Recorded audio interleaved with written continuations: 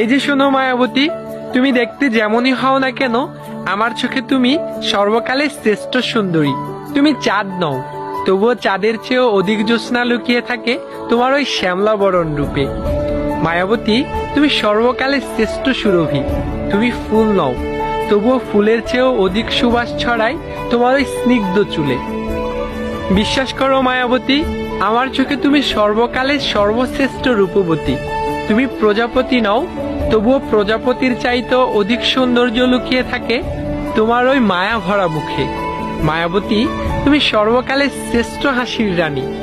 তুমি ঝিনুক নও, তবুও ঝিনুকের চেয়েও অধিক মুক্ত ঝরে তোমার ওই চিরল দাঁতের হাসিতে। জানো মায়াবতী, আমার কাছে তুমি সর্বকালের শ্রেষ্ঠ গুণবতী।